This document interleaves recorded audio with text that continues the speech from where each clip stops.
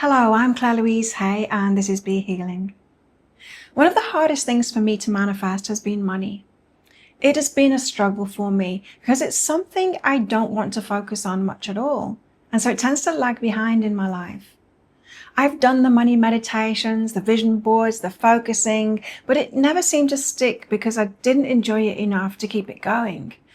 Then one of my money mentors, Denise Duffield Thomas, mentioned her Fortuna statue.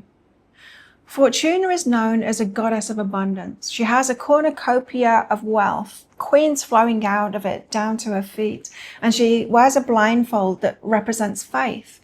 Now, I don't see Fortuna as the source of money. Source is always the source.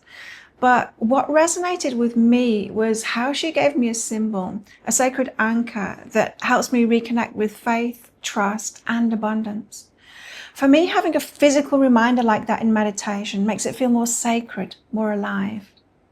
Instead of forcing myself to focus on money, the numbers, in a way that doesn't feel good, Fortuna became a way to tune back into source, using the symbol to activate that feeling of faith and flow. Well, this episode isn't really about money. I'll go deeper into that in future episodes, but it is about finding your own doorway into meditation. Sometimes that doorway is breath, sometimes movement, and sometimes, like for me here, it's a symbol that helps me remember. My propensity for the sacred when it comes to meditation means I love to meditate in the temple or to the sound of Tibetan singing bowls. When I make meditation sacred, it just works for me. It fits my nervous system and my life. So you learned in episode 8 that you are a plasma light being, and your thoughts are plasma too. We are the creators of our own reality, and our thoughts are the foundation of our personal power. Meditation helps us wield that power with precision.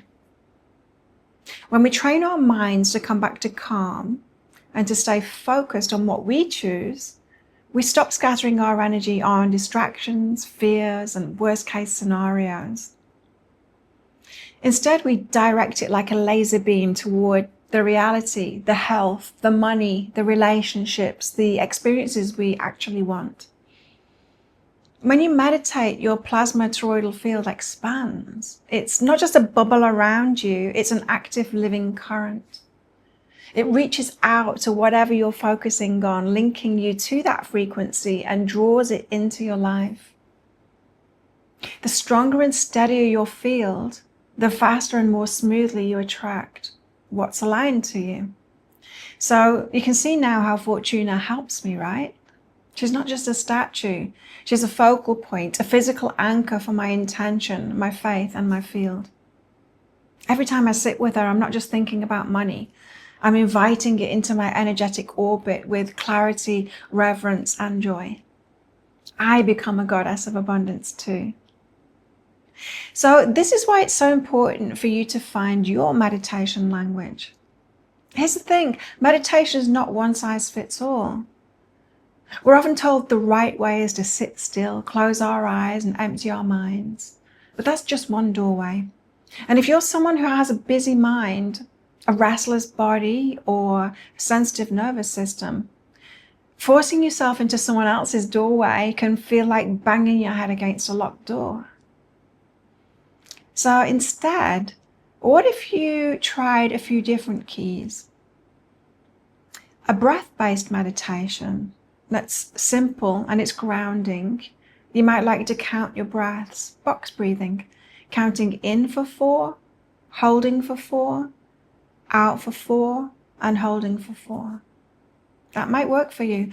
Or follow the sensation of air at your nostrils, or use deep belly breathing to regulate your nervous system.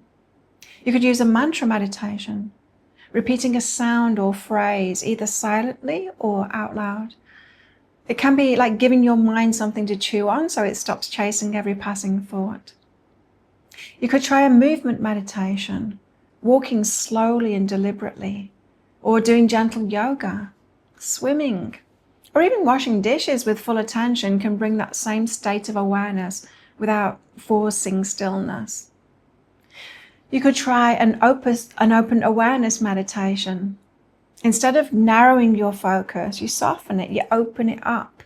You let all the sounds, sensations, and thoughts move through you like clouds across the sky.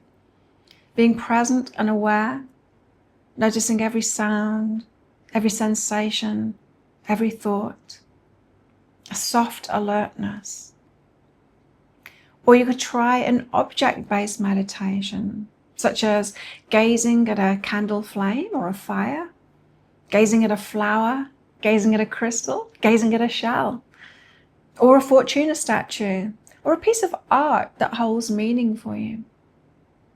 Each of these taps into different pathways in your mind and your body, and some will feel more natural than others. You can match meditation to your nervous system. So if your nervous system tends towards hyper alertness or anxiety, then a soft rhythmic practice like gentle breath work or a mantra can help settle you. Om Mani Padme Hum. That's one that calms me down when I'm nervous. If you're feeling sluggish or foggy, a walking meditation or a more energizing breath pattern can help lift you into clarity. And if your life feels chaotic, you might crave the stillness and sacredness of sitting in a quiet place with a symbolic object like I do with Fortuna. The magic is in making the style to you and your current state, matching it. And there's the secret, that match might change over time. When I was younger, I loved movement-based meditation, long swims, yoga, barefoot walks on the beach, dancing in my living room.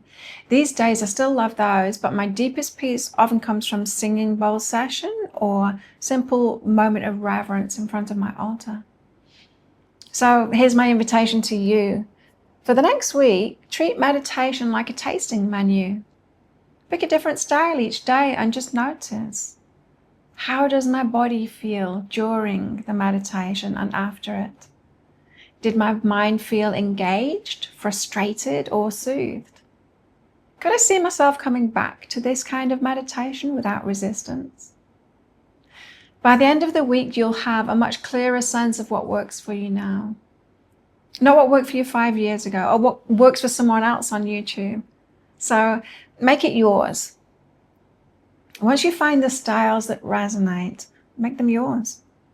Add elements you love, music, scents, a certain time of day, a journal to capture insights afterward. Remove anything that feels like a chore or an I should. Meditation is most powerful when it's something you want to do, not something you feel guilty for avoiding. Remember, the goal is not to do it right. The goal is to create a space where your awareness can come home, where your nervous system can rebalance itself, and you can remember who you are beneath all of that noise. Meditation is not a mold you squeeze yourself into. It's a practice you shape around you. So like my Fortuna statue, it can become something you look forward to, something that feels like a gift, not an obligation. So try different doorways and trust the ones that open easily for you, and let meditation be yours. Meditation isn't something you master and then tick off your list. It's a living, breathing relationship. It changes as you change. Some seasons, it's your daily lifeline. Other seasons, it's more like an old friend you check in with when you can. And the beauty is, even when it feels quiet or uneventful, it is still working for you. Your resilience builds quietly in the background. You might notice you're calmer in situations that once rattled you. You find yourself meeting challenges with curiosity instead of panic. And those old knee-jerk reactions, they start to lose their grip. If you'd love a space to keep showing up for that relationship, to let it grow with you instead of fizzling out, and if you have questions about your meditation, I've created the Lighthouse, weekly meditations for light keepers. We gather live each weekend. Well, it's on Monday morning for me, but Sunday for most people, on Zoom for a guided meditation. And you can have all the replays ready if you can't make it live as well. It's simple, gentle, and there to keep you anchored week after week. The link is in the show notes if you feel called. Because if there's one thing I know about you, it's this. You can train your mind to return to peace. You can find a meditation practice that is perfect for you. And this practice can enhance your life, making it better and easier than ever. So thank you for joining me this week. Next week, we'll explore spiritual alignment, what it is, how to find it, and the difference it can make to your health, your energy, and your life. So I'll see you then.